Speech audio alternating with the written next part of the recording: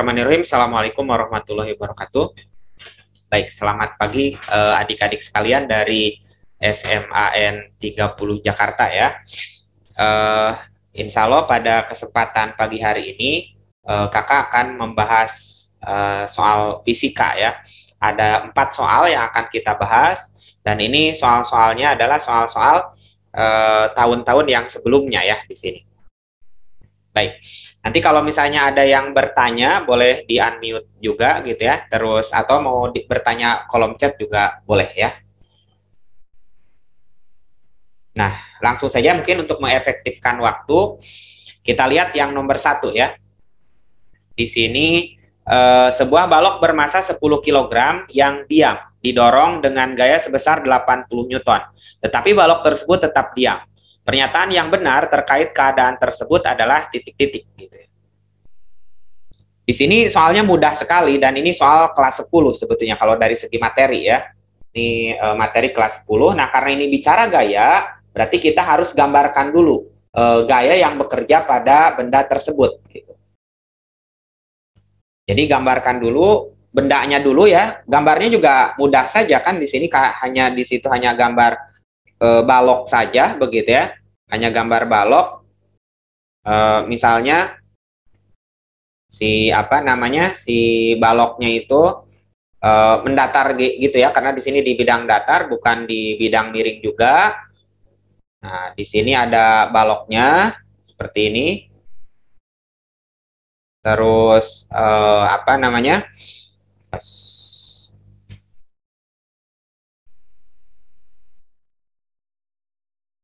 ada baloknya, terus di sini ada gayanya juga. Nah, yang penting itu sebetulnya gayanya. Nah, balok seperti ini. Ini katanya tadi didorong ya, didorong ke arah kanan tadi ya, didorong ke arah kanan. Atau ada keterangannya? Oh, nggak ada ya, nggak ada keterangannya. Di sini didorong saja. Didorong, nah misalkan saja didorongnya ke arah kanan, ke sini, dengan gaya sebesar 80 Newton. Nah, 80 Newton, F-nya gitu ya. F-nya sama dengan 80 Newton. Kemudian, di sini katanya balok tersebut masih tetap diam. Artinya, kalau masih tetap diam, di situ pasti ada gaya yang menghambat. Satu-satunya gaya yang pasti menghambat itu gaya gesek. Karena di sini kan tidak ada yang melawan ya. Di sini tidak ada yang melawan atau tidak ada yang orang lain misalnya yang melawan juga di sini. Berarti di sini pasti satu-satunya yang kemungkinan yang akan melawan itu hanya gaya gesek saja begitu ya. Yaitu gaya gesekan antara balok dengan lantainya gitu. Balok dengan lantainya. Jadi di situ kita gambarkan juga gaya geseknya dari lantainya, dari sini gitu ya. Atau dari alasnya. Nah, ini dari alasnya. Nah, seperti itu. Ini adalah gaya gesek. Karena masih diam, berarti gaya geseknya adalah gaya gesek statis, Fs misalnya. Atau Fg boleh ya, Fg itu F gesek maksudnya. Kalau F ges atau F gesek, itu dia umum, bisa statis, bisa kinetis. Karena gaya gesek itu ada 2. Kalau bendanya masih diam, berarti gaya geseknya gaya gesek statis. Kalau sudah bergerak, berarti gaya geseknya nanti gaya gesek kinetis, begitu ya. Nah, untuk gaya gesek statis itu sendiri, itu nanti ada gaya gesek statis maksimum. Tapi kalau gaya gesek kinetis, tidak ada gaya gesek kinetis minimum atau maksimum, gitu ya. Nanti akan kita lebih perdalam lagi ya. Artinya di sini masih tetap diam, karena di situ ada yang menghambat. Itu gaya gesek statis, karena masih diam, gitu ya. Terus apa lagi? Pernyataan yang benar terkait keadaan berikut adalah titik-titik. Di situ yang pertama, resultan gaya yang bekerja pada balok adalah 80 Newton. Apa itu resultan gaya? Resultan gaya itu total gayanya gitu ya. Total gaya yang bekerja pada balok itu sama dengan katanya di sini 80. Betul apa salah gitu. Nah, ini sebetulnya mudah saja resultan gaya itu kan sigma F ya. Simbolnya itu biasanya pada umumnya gitu. Jadi untuk yang nomor pertama ini sigma F-nya begitu ya. Sigma F-nya itu sebetulnya lihat aja kondisi bendanya, diam apa bergerak, itu yang pertama gitu. Di sini tadi diam, berarti kalau misalnya diam, ini sigma F di sumbu F ya, arah mendatarnya itu sama dengan 0. Nah, sama dengan 0. Itu dari kata-kata tadi di sini ada diam. Nah, gitu ya, di situ ada kata-kata diam di soalnya karena ini balok diam. Gitu. Jadi karena diam, itu pasti sigma F-nya sama dengan 0. Atau kalau misalnya mau dirangkum begitu ya, Jika benda dalam keadaan diam atau bergerak dengan kecepatan tetap, maka sigma F-nya sama dengan 0. Gitu. Terus sigma F sama dengan MA digunakan kapan? Itu digunakan itu kalau benda bergerak dengan percepatan tetap. Gitu. Nah, jadi pasti bergerak. Kalau sigma F sama dengan MA itu pasti bergerak dengan percepatan tetap. Itu kata kuncinya. Gitu. Tapi kalau misalnya bendanya diam atau bergerak dengan kecepatan tetap, itu atau GLB ya, bergerak dengan kecepatan tetap itu GLB, itu pasti sigma F-nya sama dengan 0. Nah, berarti di sini salah ya. Nomor 1 salah. Jadi harusnya yang betulnya resultan gaya yang bekerja pada balok itu 0 gitu. Karena di situ baloknya masih diam. Terus apa lagi? Nomor 2-nya besar gaya gesek sama dengan 80 Newton. Nah, kalau pakai logika juga bisa ini sebetulnya. Karena di sini didorong ke arah kanan, tadi gambar saya itu 80 Newton. Nah, karena diimbangi oleh gaya gesek begitu ya. Jadi sigma F sama dengan 0 itu kondisi seimbang. Jadi kalau misalnya ke kanan didorong 80 Newton, pasti kalau misalnya kita menggunakan logika juga, ke kiri juga harus dilawan 80 Newton juga gitu ya. Sama besar tapi berlawanan arah gitu. Jadi gaya gesek statisnya begitu ya, atau Fs-nya pasti 80 Newton juga. Jadi yang nomor 2 ini betul. Kalau misalnya mau dirumuskan secara rinci ya, sigma F-nya itu ya dari sini juga ya, sigma F di sumbu X itu ya, di sumbu X itu sama dengan 0 gitu ya, sama dengan 0. Nah, terus di sini gayanya ada apa aja di sumbu X? Ada gaya F itu, misalnya kita positifkan yang arah ke kanan, terus di situ dikurang gaya gesek statisnya gitu, Fs gitu. Gaya gesek statis sama dengan 0. Nah, tinggal pindah ruas saja. F sama dengan Fs atau Fs itu gaya gesek statisnya, gaya gesek biasanya simbolnya F kecil ya. F kecil itu sama dengan F. S di situ maksudnya statis. Jadi gaya gesek statisnya sama dengan F. F-nya tadi berapa gaya dorongnya? 80 gitu. Nah, itu kalau misalnya mau resminya dari situ gitu. Kalau misalnya mau dirincikan. Jadi 80 Newton jadi nomor 2 betul. Kalau hanya mencari jawabannya saja ini sudah ketebak jawabannya gitu ya. Jadi nomor 1 salah, nomor 3 pasti salah gitu. Nomor 2 betul karena tidak ada jawaban, yang 2 saja. Berarti pasti nomor 4 betul. Jadi ini 2 dan 4 jawabannya. Gitu ya, gampang sekali sebetulnya. Kalau hanya mencari jawabannya tidak usah membutuhkan banyak waktu untuk soal ini gitu ya. Tapi sekarang kita coba buktikan. Yang nomor 3-nya besar gaya gesek sama dengan resultan gaya.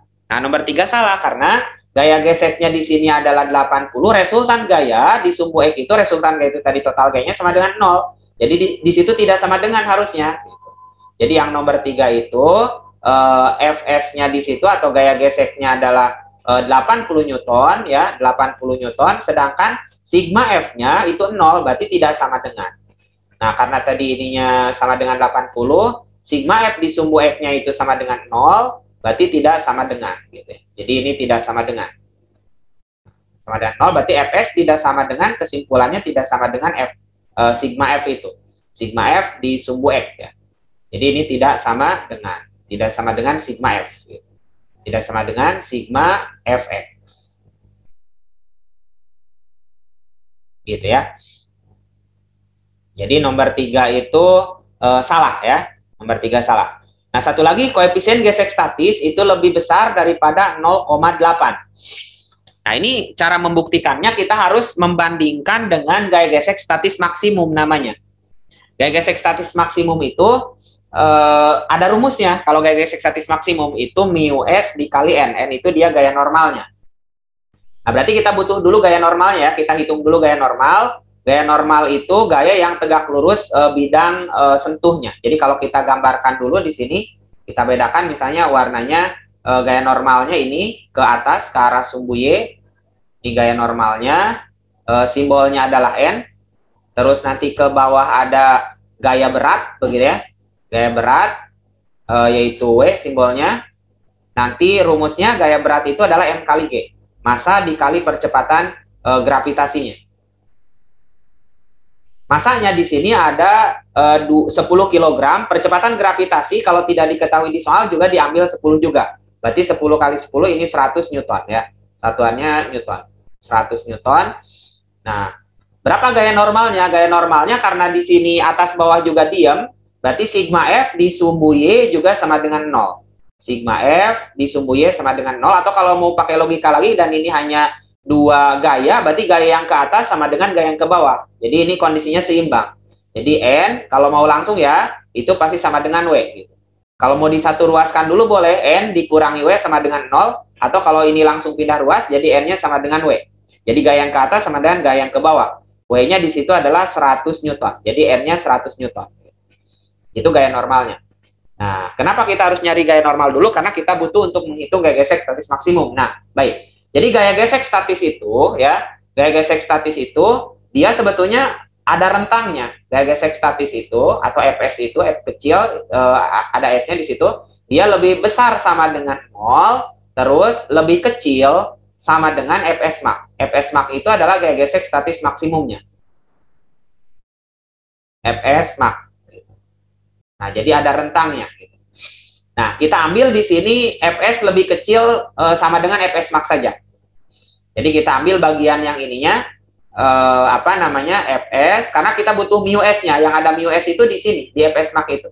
Jadi Fs, gaya gesek ini lebih kecil, gitu ya, lebih kecil sama dengan, atau boleh dihilangin dulu sama dengannya. Kalau di sini kan tidak ada tanda sama dengannya, tapi kalau mau lengkapnya gini, lebih kecil sama dengan Fs max, rumusnya Fs max itu gaya gesek statis maksimum itu ada rumusnya, itu mu S dikali N. Mu S itu koefisien gesek statis dikali N. N itu di situ gaya normalnya.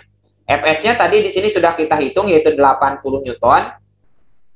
Nah, ini lebih kecil sama dengan mu S, gitu ya. Mu S di sini dikali N. N-nya tadi 100 Newton dikali 100. Nah, ini tinggal pindah ruas saja nanti ya. Jadi 80 dibagi 100. 80 dibagi 100 atau 0,8 langsung itu lebih kecil sama dengan mu S, gitu. Sama dengan mu S. Lebih kecil sama dengan mu S, atau bagian ini jadinya kan 0,8. 0,8 itu lebih kecil sama dengan mu S. Atau kalau misalnya mau dibalik begitu ya, mu S itu lebih besar sama dengan 0,8 gitu ya. Mu S-nya itu nanti lebih besar sama dengan 0,8. Tapi di situ diambil yang lebih besarnya begitu. Lebih besarnya. Nah, gitu ya. Jadi nomor 4 di sini betul kayak gitu ya. Jadi kalau misalnya lengkapnya seperti ini, mu S-nya lebih besar sama dengan 0,8. Itu untuk nomor 1. Jadi ini jawabannya yang betul adalah 2 dan 4. Gitu. Baik, kalau ada yang ditanyakan dulu boleh, silakan. Sebelum kita lanjut ke nomor selanjutnya.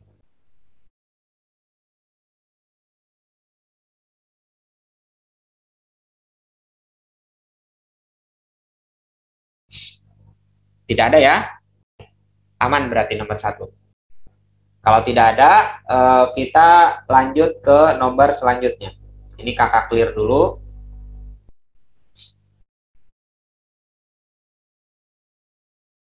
Nomor selanjutnya ini nomor 2, tidak ada hitungan. Paling hanya kita harus paham saja di sini konsep energi. Biasanya kalau yang gerak menggelinding gitu ya, turun dari atas ke bawah, atau translasi atau rotasi, atau dia geraknya menggelinding gitu ya. Menggelinding itu berarti nanti ada gerak translasi sama rotasi gitu. Atau kalau misalnya hanya geser saja, itu berarti translasi saja, hanya turun biasa saja tanpa berputar. Nah, di sini sebuah cakram pejal homogen dengan momen inersia I bergerak menggelinding melalui puncak bukit dengan kelajuan P pada saat di puncak gitu ya, dan kemudian menggelinding menuruni lereng. Manakah pernyataan yang tepat untuk keadaan cakram itu ketika mencapai suatu titik sejauh H di bawah titik puncak? Nah, di sini keadaan bendanya itu dia menggelinding. Menggelinding berarti kalau menggelinding itu ada dua gerakan. Gerak translasi sama gerak rotasi, sehingga energi kinetiknya pun energi kinetik total gitu ya, energi kinetik total antara translasi dan rotasi gitu. Antara translasi dan rotasi. Jadi energi kinetiknya kalau menggelinding itu ya, karena ada dua gerakan, kita tulis dulu saja ya sebelum ke soalnya. Energi kinetiknya itu nanti energi kinetik total kalau dia menggelinding, ini total. Energi kinetik total itu maksudnya energi kinetik translasi ditambah energi kinetik rotasi. Atau kalau mau dibalik boleh, energi kinetik rotasi ditambah energi kinetik translasi. Ini translasi ya, translasi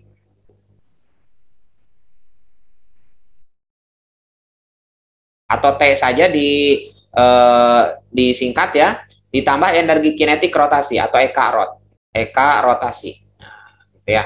EK rotasi karena dia menggelinding. Kalau hanya turun biasa saja, itu hanya translasi saja, rotasi. Nah, gitu ya. Ini sering disebut juga energi kinetik total. Gitu. Ini kinetik total. Baik. Manakah pernyataan yang tepat untuk keadaan cakram itu ketika mencapai suatu titik sejauh H di bawah titik puncak? Ini tidak ada angka juga, berarti di sini tidak usah dihitung juga begitu ya. Tinggal dipahami secara konsep saja. Kalau misalnya kita gambarin kondisinya, kalau belum terbayang, misalnya kita anggap ini suatu awalnya gitu ya, bukit awalnya, terus nanti dia bergerak ya, si bendanya itu menggelinding ke bawah gitu. Bentar. Ya menggelinding ke bawah sampai sejauh H gitu, sampai sejauh H. Jadi di sini si bukitnya terus nanti turun ke bawah. Nah, ini misalnya kondisi ketika di awal si bendanya di sini dia punya kecepatan awal. Jadi V1-nya misalnya kecepatan awalnya yaitu V, terus karena menggelinding berarti di sini ada omega juga. Jadi dia geraknya itu ke samping gerak tapi muter juga gitu. Jadi ini ada putarannya juga begitu, ada putarannya juga omega lah gitu. Omega itu ada kecepatan sudutnya. Omega itu kecepatan sudut. Nah, terus nanti dia turun sejauh H, misalnya H-nya sampai sini lah gitu. Nah, sampai sini itu sejauh H dia turunnya. Atau ini kita namain ini berarti titik 2-nya. Ini titik 1 kondisi keadaan awalnya. Ini titik akhirnya gitu. Titik akhirnya di situ kita ambil di situ ya, titik akhirnya. Di saat H itu karena yang ditanyakan di situ.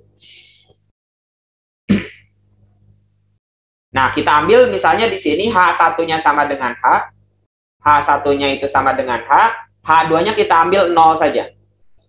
H1 itu ketinggian awal. H1 itu ketinggian awal. H2-nya di situ kita nolkan saja di sini. Jadi di sini H2-nya kita nolkan saja.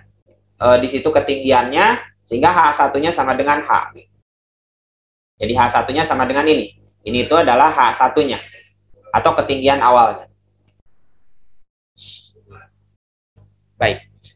Di sini kalau kondisinya itu gerak menggelinding gitu ya atau turun ke bawah atau gerak translasi biasanya menggunakan hukum kekekalan energi mekanik gitu ya. Dari hukum kekekalan energi mekanik. Energi mekanik itu adalah energi potensial ditambah energi kinetik. Berarti energi potensial awal ditambah energi kinetik awal. Energi kinetik di sini maksudnya energi kinetik total ya. Energi kinetik total awalnya atau EK1 misalnya. EK1 itu sama dengan berarti di situ EP2 gitu ya. Ini EP2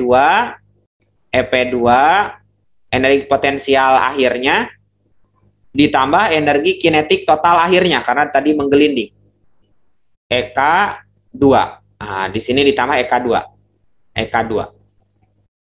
Karena tadi di situ ketinggian akhir di situ dianggap 0, begitu ya, berarti di sini EP2-nya boleh kita nolkan. Jadi di sini adalah EP1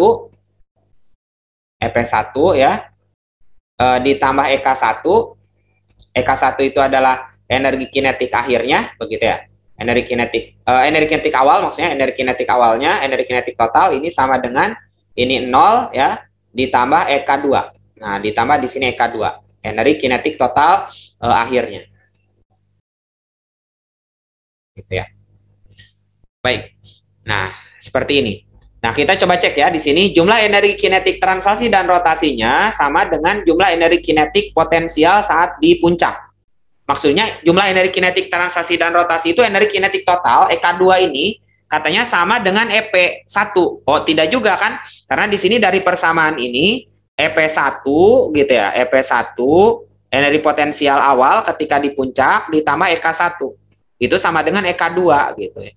Sama dengan EK2 kalau misalnya nolnya tidak ditulis lagi. Jadi EK1 ini sama dengan ini EK2. Jadi energi kinetik Harusnya yang betul itu, jadi energi kinetik translasi dan rotasi atau EK2-nya, energi kinetik totalnya itu sama dengan energi potensial ditambah energi kinetik awalnya, begitu, atau saat di puncak, harusnya seperti itu. Sedangkan kalau di sini hanya sama dengan energi potensialnya saja, atau sama dengan EP1, kan salah. Jadi EK2 itu sama dengan ini, EP1 tambah EK1, itu yang betulnya. Jadi yang nomor bagian ini ya, bagian opsi yang A ini salah. Terus B-nya di sini, jumlah energi kinetik translasi dan rotasinya sama dengan jumlah energi kinetik translasi dan rotasi saat di puncak. Ini juga salah juga, begitu, tidak sama dengan. Jadi energi kinetik translasi rotasi di titik 2 tidak sama dengan energi kinetik translasi dan rotasi atau energi kinetik total saat di puncak, gitu ya, tidak sama dengan juga. Jadi di sini yang B juga salah, begitu. Jadi yang A salah, yang B salah.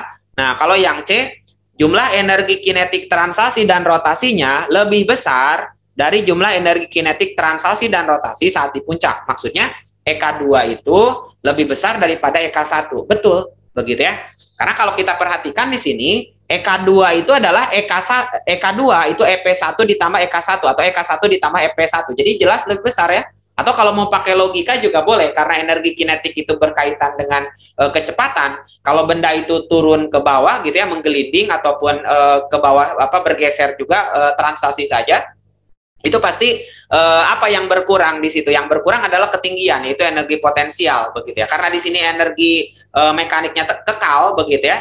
Jadi hanya perubahan aja, energi potensial berkurang, tapi energi kinetiknya bertambah atau makin cepat, gitu ya. Jadi energi kinetiknya makin cepat. Jadi di sini energi kinetik di sini pasti lebih besar daripada saat energi kinetik di atas, karena pasti di sini lebih cepat daripada ketika ketika di puncak itu, begitu ya. Jadi seperti itu kalau mau pakai logika. Atau kalau dari persamaan ini juga terlihat ya. Jadi EK2 itu adalah energi kinetik di puncak ditambah energi potensial awal. Jadi ini ada kelebihannya, gitu ya. Jadi tidak sama dengan. Jadi jelas di situ lebih besar. EK2 lebih besar daripada EK1, begitu ya. Jadi jawabannya adalah yang C, gitu. Nah, kalau yang D, momen inersia lebih besar dari momen inersia saat di puncak. Yang E juga tentang momen inersia juga, katanya di situ lebih kecil, itu bedanya, begitu ya. Nah, kalau momen inersia, di situ momen inersia itu tetap ya, tidak berubah, karena di sini bendanya juga tidak berubah, benda yang sama ya, saat di atas ketika di atas itu bentuknya adalah cakram pejal homogen. Ketika dia di bawah juga masih tetap cakram homogen, bentuknya tidak berubah juga, dianggapnya seperti itu ya. Berarti di sini momen inersinya tetap saat di atas ataupun saat di bawah tidak berubah. Baik, itu yang nomor 2. Kalau ada yang mau bertanya silakan.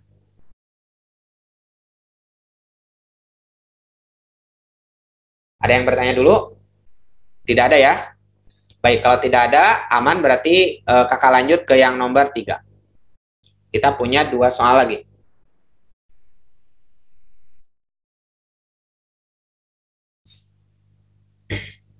Baik, ini di clear dulu ya. Kalau tidak ada yang ditanya, kita coba masuk ke soal nomor 3. Nah, soal nomor 3 di sini baru ada hitung-hitungan gitu. Di sini nomor 3 itu adalah kalor 400 kJ diserap oleh es dengan massa 2 kg dan suhu min 10 derajat Celcius. Jika kalor jenis es 2000 Joule per kilogram derajat Celcius, kalor lebur es 340 kilojoule per kilogram. Maka setelah terjadi keseimbangan termal, pernyataan yang benar tentang peristiwa serapan kalor tersebut adalah titik-titik.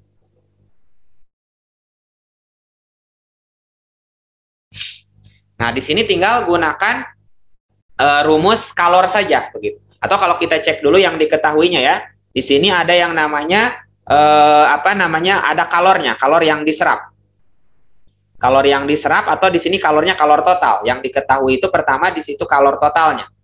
Jadi di sini Q totalnya begitu ya. Jadi Q totalnya atau QT-nya, Q total di situ sebesar 400 kJ ya. 400 kJ atau kilojoule. Atau boleh juga kalau diubah ke joule berarti 4000 ya. 400.000 kilojoule. Jadi kilojoule ke joule itu dikali 1000, 400.000 joule. 400.000 Joule. Itu kalor totalnya.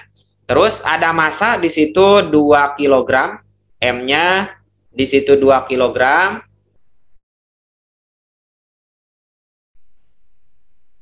Kemudian suhu es ya. Suhu es di situ awalnya di sini -2. TS-nya di situ minus 10, bukan -2. TS-nya di situ adalah -10. Jadi ini di bawah titik 0 derajat Celcius. -10 derajat Celcius. Kemudian ada kalor jenis es ya. Kalor jenis es itu CS gitu ya. Nah, simbolnya C kecil. Nah, di situ ada CS. Kalor jenis esnya di sini ada 2000 ya. Nah, ini 2000, satuannya masih Joule. Nah, 2000 Joule per kilogram. 2000 Joule per kilogram derajat Celcius. Per kilogram derajat Celcius. Kemudian apa? Kalor lebur es. Kalor lebur itu L, simbolnya LS lah begitu. LS di situ ini masih satuannya sudah dalam kilojoule, 340 kilojoule. 340 kJ kilojoule. Nah, kalau kita perhatikan satuannya ternyata dibedakan di sini di soal ini. Ini per kilogram. Kalau yang atas yang CS itu dia dalam bentuk satuannya joule per kilogram ya. Di situ joule per kilogram, kalau di sini kilojoule. Nah, itu tidak jadi masalah juga sebetulnya ya, tapi asal kita harus teliti saja nanti saat perhitungannya. Ini per kilogram. Terus apalagi sudah sampai situ ya. Ini maka yang terjadi itu seperti apa? Apakah keseluruhan es mencair ataukah memang masih ada yang tersisa begitu? Nah, sebetulnya kalau kita gambarkan menggunakan grafik, kondisi di soal fisika itu pasti kondisinya ideal, begitu ya, untuk suhu dan kalor ini. Jadi pasti dia, si es itu tidak akan pernah mencair kecuali di 0. Jadi kalau kita bikin garis,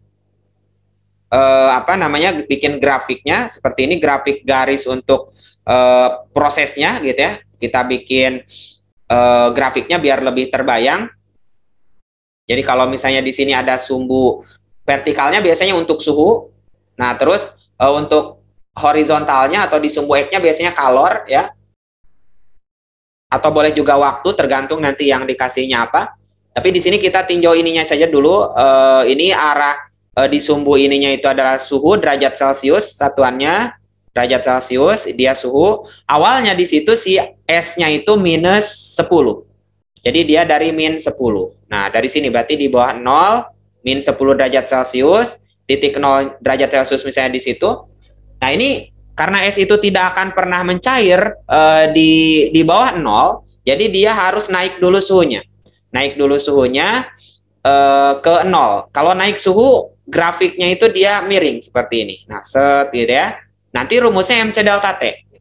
MC delta T. Jadi dia naik dulu suhunya ke 0, MC delta T, barulah kalau sudah 0 dia melebur. Nah, di sini dia melebur. Kalau melebur ya, atau berubah wujud, suhunya tetap.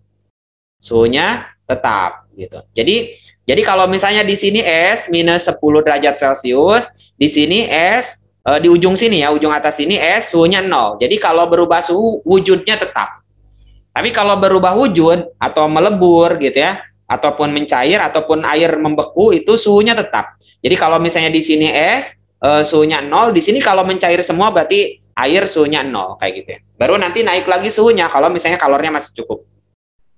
Tapi di sini kita sampai sini saja karena yang diketahui juga hanya sampai kalor lebur saja begitu ya. Nah, kita seperti itu. Ini kita namain saja Q1.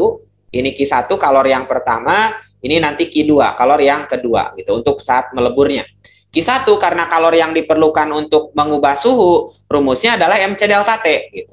Jadi Q1 ini rumusnya sama dengan MC delta T. M atau mecat atau cemat ya biasanya gitu. M-nya massa es begitu ya. Massa es dikali C-nya CS karena jenisnya masih es. C-nya kalor jenis es. Kalor jenis es di situ delta T itu adalah selisih suhunya atau perubahan suhunya. Ini dikali delta T. Massa es di situ adalah 2 kg ya, 2 kg. Terus CS CS itu kalor jenis S, di sini juga dalam joule per kilogram. Dalam joule per kilogram berarti di situ 2000 dikali 2000. Nah, delta T itu selisih suhunya. Ini kan dari min 10 ke 0. Nah, berarti akhir kurang awal ya, 0 dikurang min 10 gitu. 0 dikurang min 10 atau 10 jadinya. Nah, kita langsung saja di sini 10. 10 itu dari 0 dikurang min 10.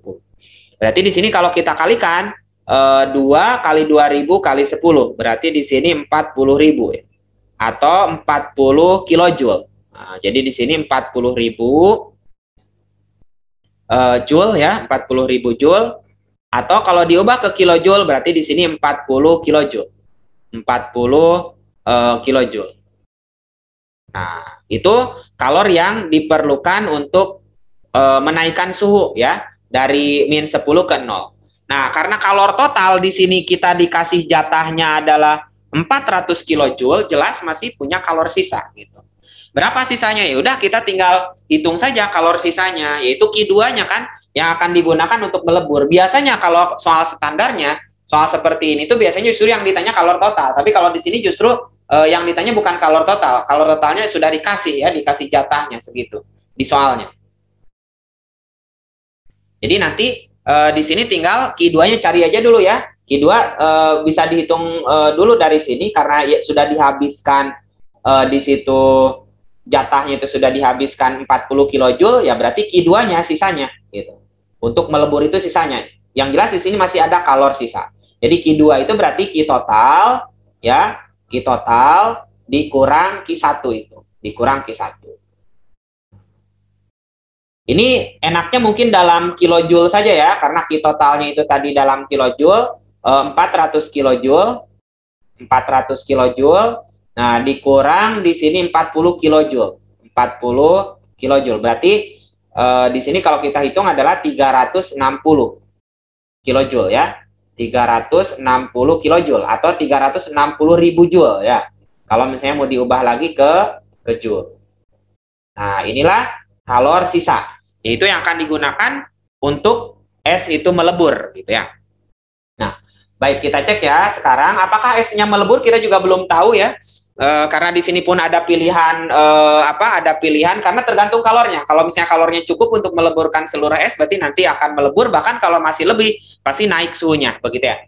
Masih naik suhunya. Tapi kalau kalornya kurang berarti kondisi akhirnya itu dia ada es sisa, ada massa es yang tersisa, sama ada ada air ya, ada air dari es yang melebur itu.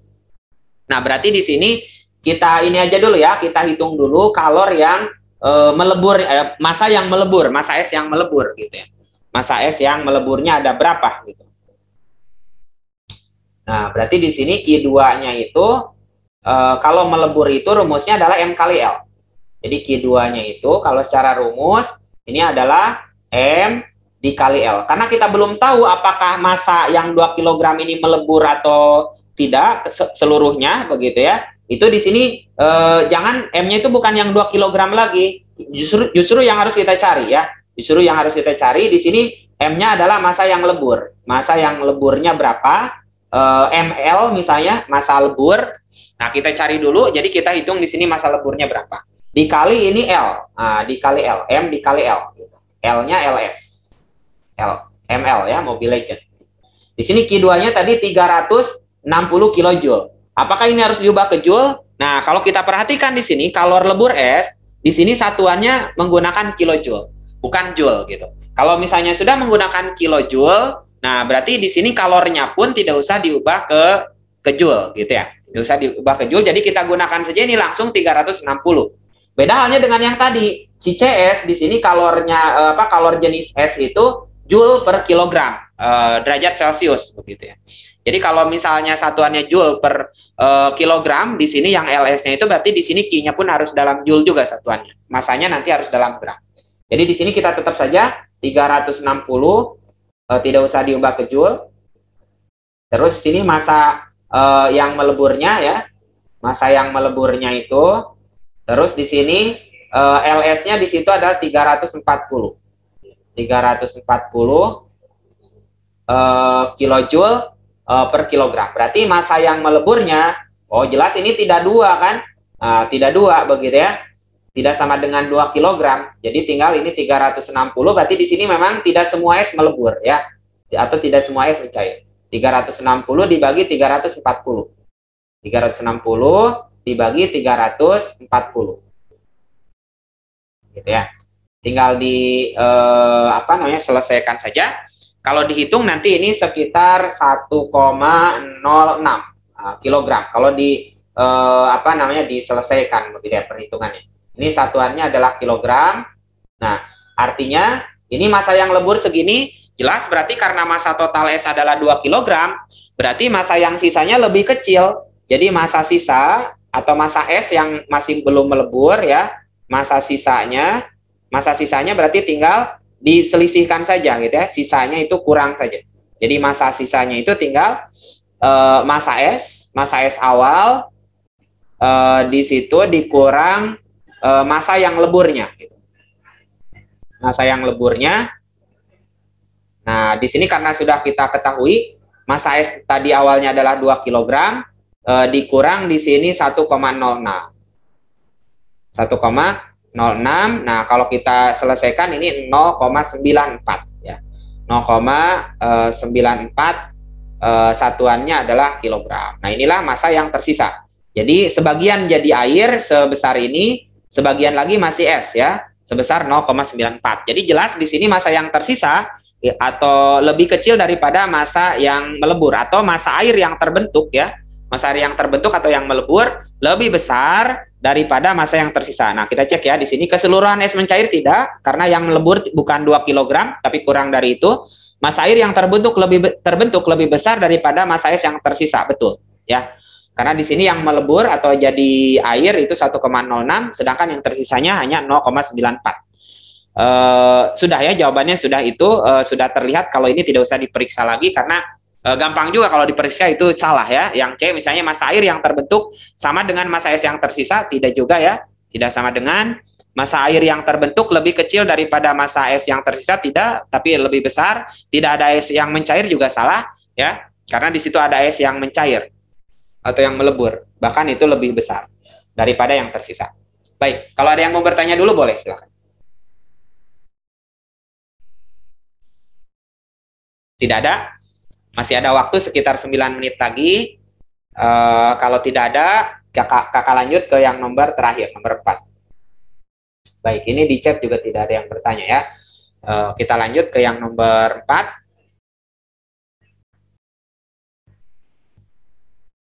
Terakhir ini nomor 4 tentang relativitas, dan ini ada cara cepatnya gitu ya. Ini tidak usah terlalu pusing nanti cara ngerjainnya ya. Jadi katanya jika sebuah partikel yang massa diamnya M bergerak dengan kelajuan 3/5C, maka pernyataan berikut yang benar adalah gitu ya, titik-titik gitu. Ini 1, 2, 3, 4. Ini cara cepatnya itu menggunakan segitiga ya, segitiga siku-siku. Jadi di sini yang diketahuinya kan ada massa diam. Massa diam itu M0 simbolnya begitu. Ini M0 yang diketahuinya, massa diamnya. Terus apalagi ini kecepatan. Ini kecepatan, dia simbolnya adalah V gitu ya, atau V. Nah, itu saja yang diketahui. Nah, cara cepatnya ini karena yang diketahui, yang ditanya momentum, energi kinetik, energi total, energi diam gitu ya. Nah, ini cara cepatnya itu bikin segitiga siku-siku gitu ya. Bikin segitiga siku-siku. Nah, seperti ini segitiga siku-sikunya. Nah, terus di paling atas di sini ada kecepatan. Ada kecepatan, di sini ada gamma. Gamma itu faktor Lorentz atau faktor relativitas atau faktor relativistik biasanya. Di sini ada momentum atau P ya. Ini nanti ini per ini, terus ini per ini. Jadi maksud panah di situ itu per ini. Maksudnya sisi ini per sisi ini gitu ya. Ini di sini harus dikali C. C itu apa? C itu kecepatan cahaya di ruang hampa, 3 × 10⁴ meter per sekon. Ini harus dikali M0 dikali C. Nah, tinggal ingat ininya saja. M0 itu massa diam dikali C. C itu sama kecepatan cahaya di ruang hampa. Nah, pokoknya kalau diketahui salah satu dari ketiga ini, yang lain pasti dapat gitu ya. Di sini yang diketahui adalah kecepatannya, yaitu 3/5 C gitu. Nah, ini kadang juga kecepatan itu misalnya dalam bentuk desimal 0,6. Misalnya kayak gini ya, 3/5 kan bisa dibentuk desimal juga 0,6. Biasanya nanti yang lebih mudah itu kita bikin pecahan saja. Jadi 0,6 diubah ke pecahan, itu lebih nyaman. Jadi diubah jadi 3/5 kalau 0,6. Atau 0,8 biasanya gitu ya. Yang umumnya itu ada seperti itu. 0,8 berarti jadi 4/5 gitu. Nah, ini caranya itu di sini kan 3/5. Berarti di sini 3 gitu ya. Di sini 5. Nah, di sini 5-nya. Jadi 3/5. Terus ini dari Pitagoras gitu. Atau kalau kita sudah hafal triple Pitagoras, pasti di situ 3, 4, 5 kan gitu ya. Pasti di sini 4 berarti. Nah, di sini 4. Nah, dapat tuh ya. Sisi-sisinya tersebut ada ya. Sudah ada nilai-nilainya. Nah, pertama kita ke soalnya sekarang. Momentum linear. Momentum linear itu tadi P-nya itu. Jadi yang nomor 1 kita bisa lihat saja di situ ya. Dari segitiga itu. Jadi P-nya itu sama dengan P itu berarti 3/4. Nah, 3/4. 3/4 dikali ini M0 dikali C gitu. M0 dikali C. Tapi karena M0-nya sama dengan M, ya udah boleh langsung aja diganti sama M ya. M dikali C gitu. Nah, berarti nomor 1 ini betul. Nah, kalau nomor 1 betul, pasti nomor 3 betul. Nah, kita cek lagi ya. Nomor 2-nya, energi kinetik di situ katanya 1/4 MC kuadrat. Nah, rumus energi kinetiknya gunakan yang ada gamanya. Yang ada gamanya. Jadi di sini EK-nya itu kita gunakan di sini sama dengan gamma dikurang 1 M0 C kuadrat. Ini gamma dikurang 1 M0 C kuadrat. Atau langsung karena M0-nya adalah apa namanya? M, boleh juga langsung M C kuadrat. Nah, seperti ini. Jadi gamanya tinggal ambil dari gamma aja. Gamma di sini berarti 5/4. Gamma tidak dikali apa-apa. Jadi di situ 5/4, 5/4 gitu ya. Dikurang 1, dikurang 1. Nah, ini M0-nya adalah M dikali C kuadrat. 5/4 dikurang 1 pasti 1/4. Nah, ini 1/4. 1/4, ini M C kuadrat. Berarti nomor 2 juga betul gitu ya. Nomor 3 tadi pasti betul. Nah, gimana cara membuktikannya? Kita gunakan di sini sebetulnya rumus energi total itu EMC kuadrat begitu ya, EMC kuadrat ya. Atau boleh juga energi diam ditambah energi kinetik. Atau kalau di sini biar lebih mudah lagi untuk soal ini kita bisa gunakan yang ada gamanya. Gamma dikali E0. E0 itu adalah energi diam.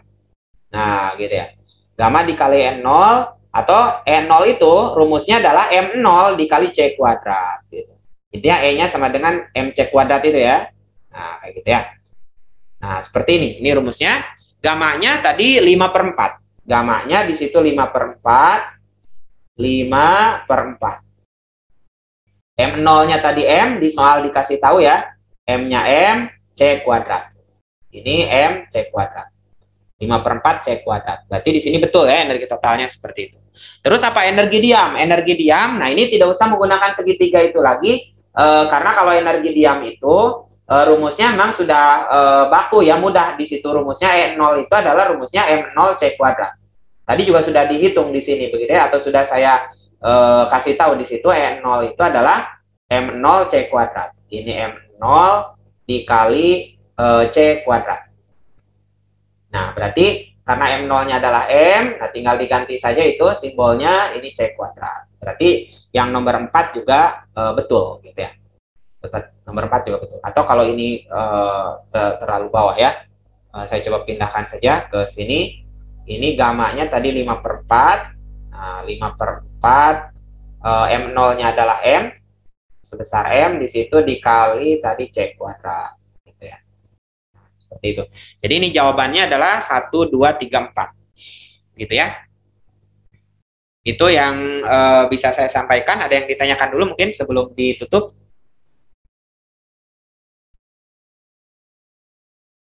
Ada yang bertanya?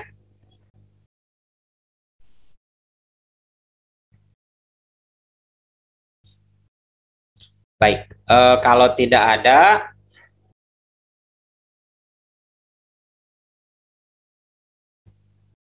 Tidak ada yang bertanya ya? Nah, kalau tidak ada mungkin kakak cukupkan sekian ya. Terima kasih atas perhatiannya. Mohon maaf kalau ada kekurangan. Sampai jumpa lagi di pertemuan selanjutnya ya. Tetap semangat belajarnya. Semoga sukses selalu. Terima kasih. Assalamualaikum warahmatullahi wabarakatuh.